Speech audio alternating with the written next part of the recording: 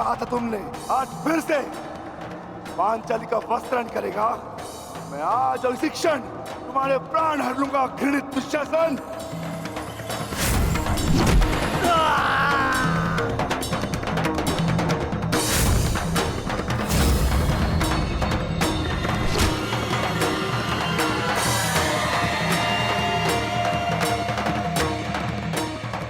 इसी भांति तुम पांचाली के केश पकड़कर युद्ध सभा में लाए थे ना?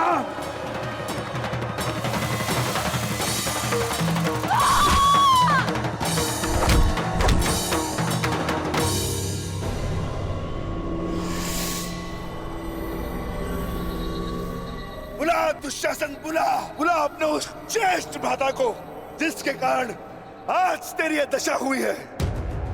बुला अपने 98 भाइयों को जो तेरे कारण और तेरे ज्येष्ठ के कारण धरती और नरक के मार्ग में फंसे हैं। बुला दुशासन, बुला। आज तो तू बुला। तुझको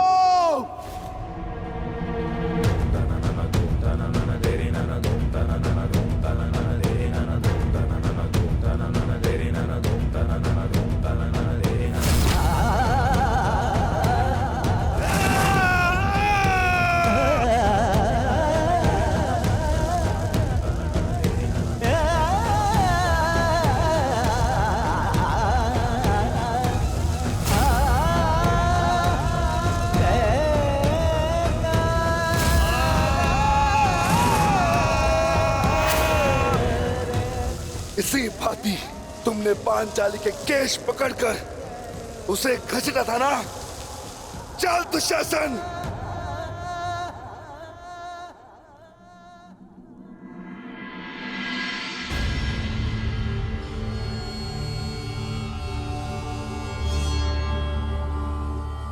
प्रणिपात माता,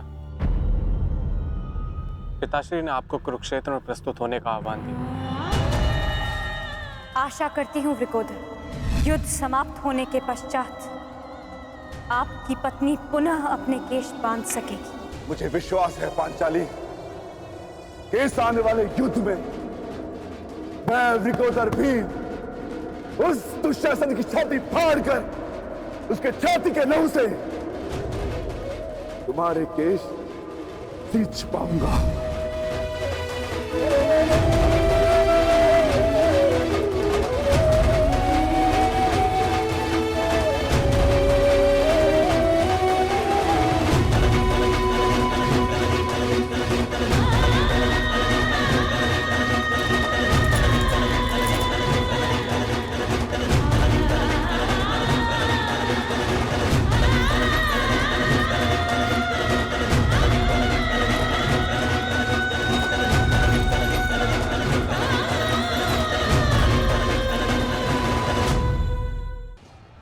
भ्राता भीम की पुकार का अर्थ तो समझ रहे हो ना दुर्योधन?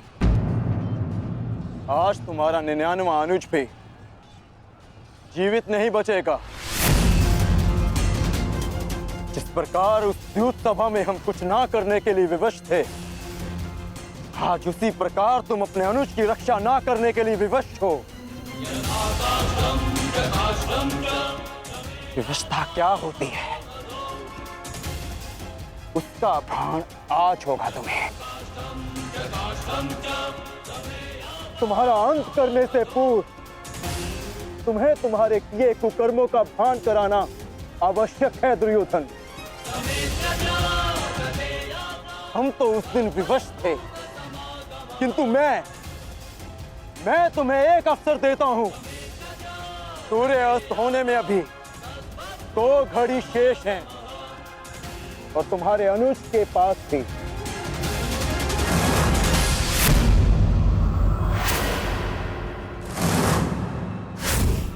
जाओ, बचा सकते हो तो बचा लो अपने अनुज को।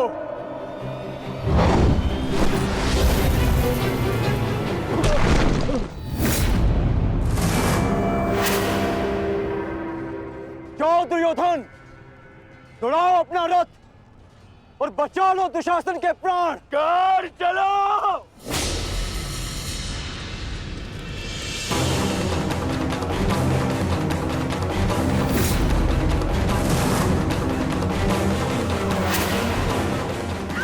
वर्तमान रखना कर। आज किसी के रथ का वेग भ्राता भीम के प्रहार से अधिक शक्तिशाली नहीं होगा। आज पांचाली के अपमान का प्रतिकार लेने से कोई नहीं रोक सकता भ्राता भीम को।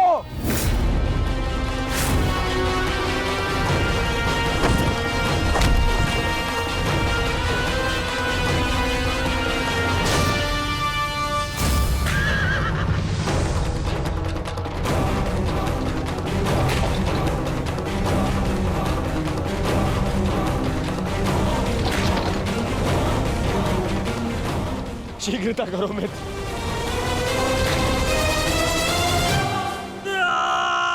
चीखो दुशासन चीखो, इतना चीखो कि अंधा युग तुम्हें सुन तो सके कि जिन्हें द्रौपदी का क्रंदन दिखाई ना दिया उन्हें तेरा ये रुदन सुनाई तो दे। चीखो दुशासन कि संसार को संदेश मिले कि क्यों किसी स्त्री का अपमान नहीं करना चाहिए। एक नारी के टूटे हुए दर्प के टुकड़े जब छाती में चुभते हैं तो कैसा लगता है? गति बढ़ाओ मित्र, मेरा अनुज संकट में है।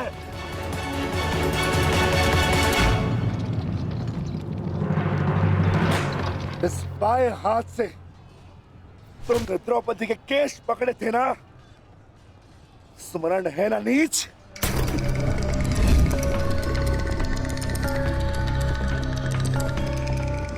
तुमने पांचाली का नहीं समस्त नारी जाति का अपमान किया है। आपको तुम्हारे धड़ पर रहने का कोई अधिकार नहीं।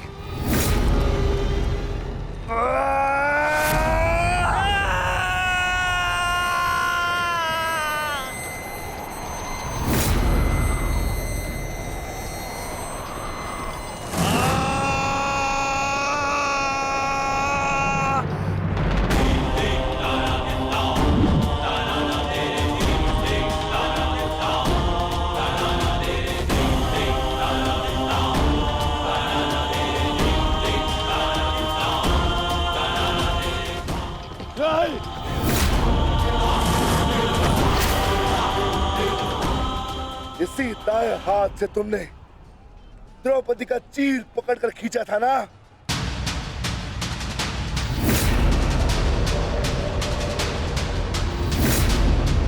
अब चीर क्या, तुम लीर भी नहीं खींच पाओगे।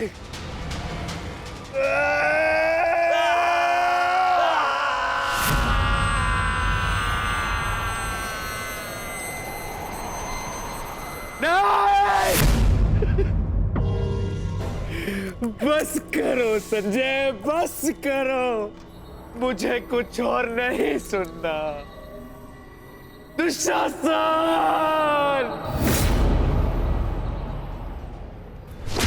इसी छाती को पीट पीट कर तुमने पुरुषार्थ का ढोल पीटा था ना? अपने पुरुष होने का दम भरा था ना? अब मैं पीटता हूं तुम्हारी छाती।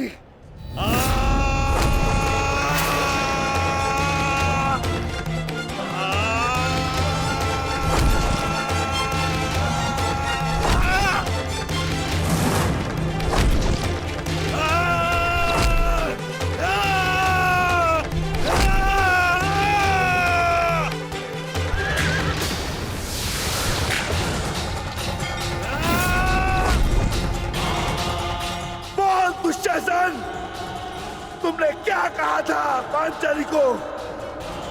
बोल, तुमने क्या कहा था पांचाली को? वैश्य! बोल दुशासन, फिर से बोल।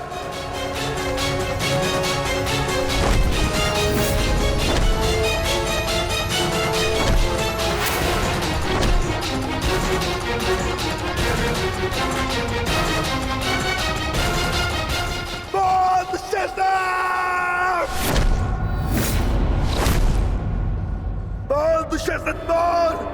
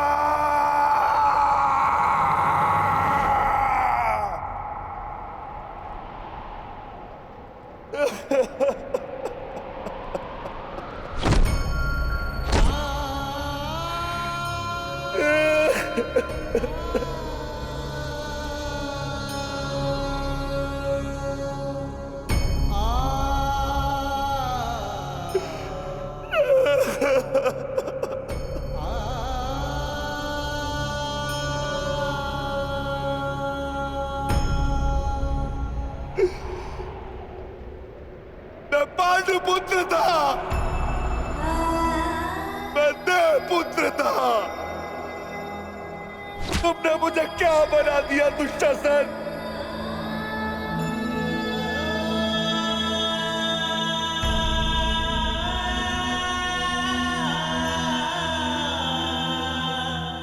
तुमने मुझे पशु बना दिया, तुमने मुझे एक राक्षस बना दिया।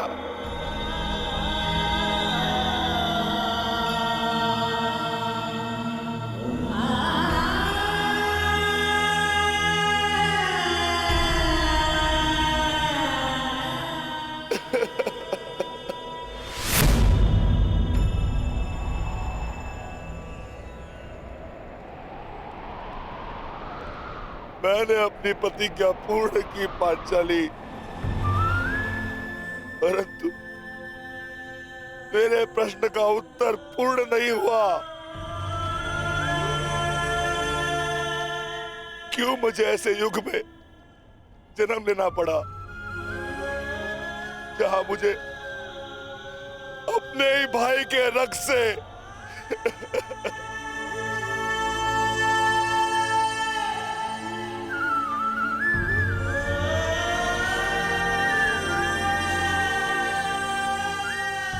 ऐसा क्यों हुआ पांचाली? ऐसा क्यों हुआ?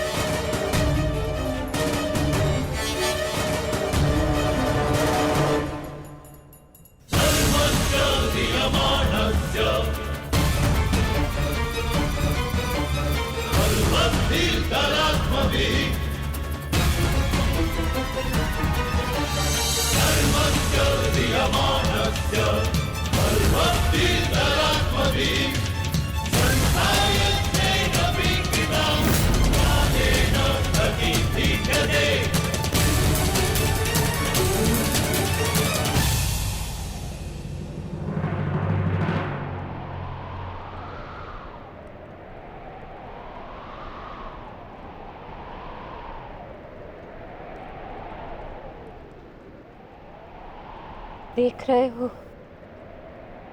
युवराज दुर्योधन,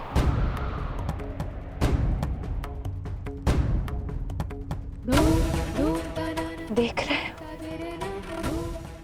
अंगराज कर्ण, ये लहू, ये रक्त, ये 5 गांव ना देने का मूल्य नहीं।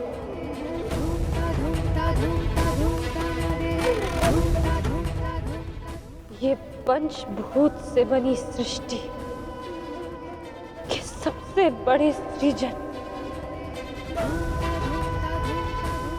स्त्री के अपमान, उसे यातना देने का मूल्य।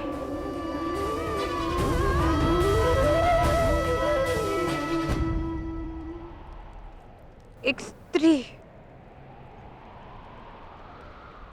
एक माता, एक पत्नी का जब जब अपमान होगा,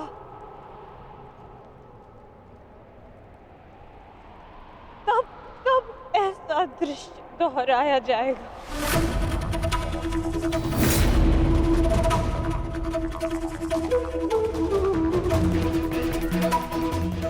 तब तब ऐसा दृश्य दोहराया जाएगा दुर्योधन।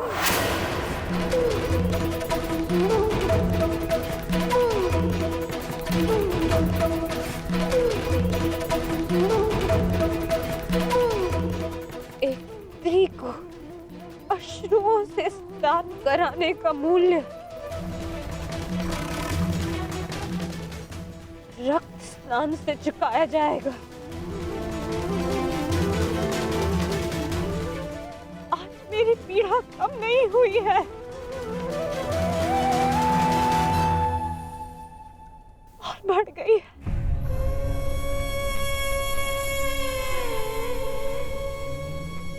इस संसार में किसी को को भी द्रौपदी जैसा भाग्य ना मिले, जिसे अपने ही कुल के सामने, अपने ही कुल के पुरुषों के हाथों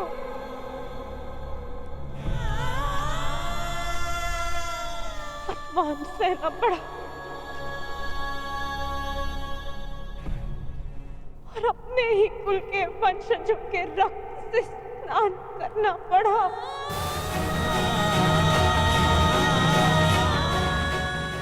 हे ईश्वर, इस संसार में किसी को भी द्रौपदी बनाकर जन्म मत देना।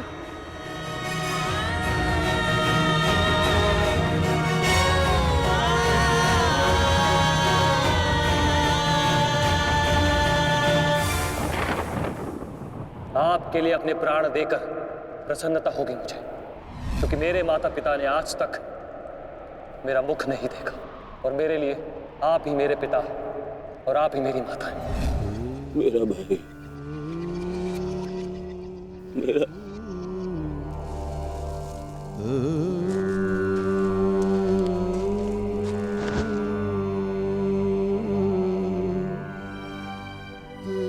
दुशासन,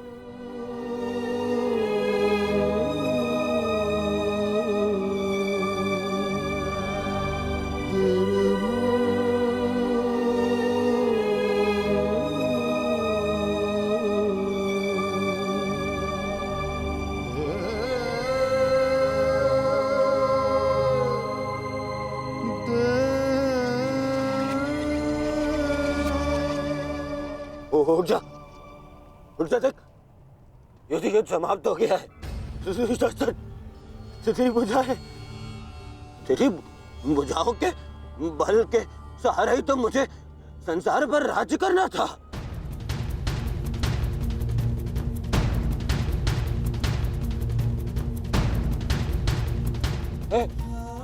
दुशासन, मेरा अनुज नहीं, तेरी आंखें का तू अनुज, मुझे यूं अंधकार में छोड़कर मत जा अनुज। मैं हमारे पिता के भांति अंधा हो जाऊंगा, अंधा हो जाऊंगा।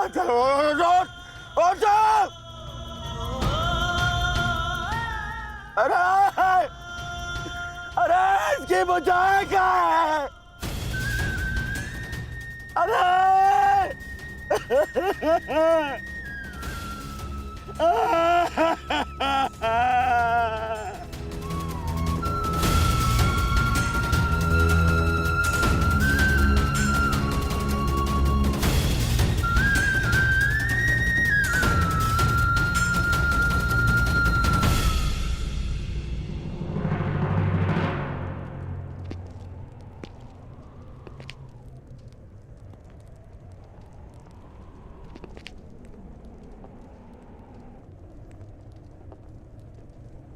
कदाचित तुमने अपने अनुज दुशासन की भुजाओं के बल से ये संसार जीतना चाहा होता दुर्योधन। नारायणं नमस्कृत्य नरं चैव तो आज सारा संसार तुम्हारा दास होता, किंतु नहीं, तुमने इसकी भुजाओं के बल से एक स्त्री का वस्त्र हरण करना चाहा दुर्योधन। कदाचित तुमने इसकी दुर्जयता के बल से तीनों लोकों पर शासन करना चाहा होता दुर्योधन, तो आज तुम्हें वो भी मिल जाता। परंतु नहीं, तुमने ऐसा नहीं किया दुर्योधन। तुमने अपने अनुज दुशासन के मन में कुटिलता और कुचक्र का षड्यंत्र रच दिया। कदाचित तुमने अपने नेत्रों को उचित मार्ग दिखाया होता दुर्योधन, परंतु तुमने अपनी उन आंखों से महाविनाश का स्वप्न देखा।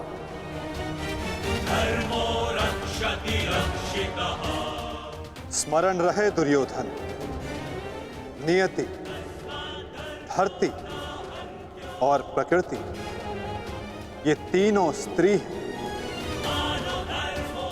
और जब जब स्त्री का अपमान होगा, नियति पुरुष के विरुद्ध होगी। धरती उस अपमान का भार नहीं सहेगी और प्रकृति उसे नष्ट कर देगी।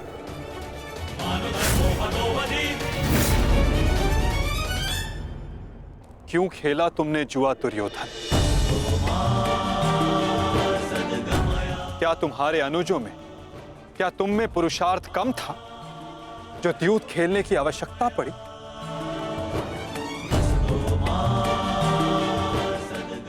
इसी द्यूत के कारण एक स्त्री पहले अपने ही अश्रों में नहाती है और अब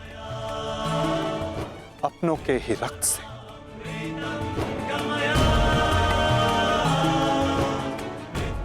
क्यों किया तुमने ये लालच दुर्योधन? क्यों रचा ये कुचक्र? इसी द्यूत, इसी कुचक्र, इसी लालच के कारण रचता है ये युद्ध, ये महाविनाश, ये महाभारत।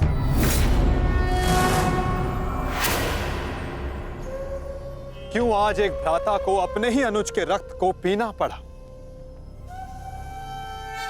और दूसरा आज स्वयं के रक्त में लथपथ है?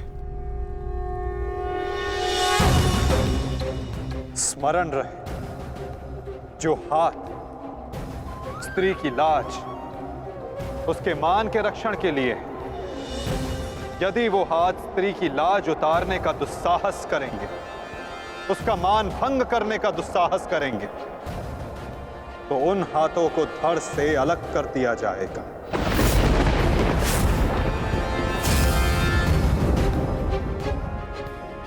जो वस्त्र हरण करेंगे उनका प्राण हरण होगा। जब जब किसी की आंखें अनुचित होता देखना स्वीकार करेंगी, तब तब उन आंखों को बंद होना होगा।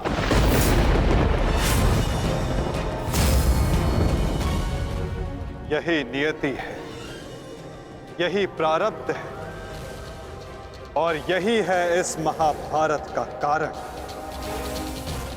और निवारक।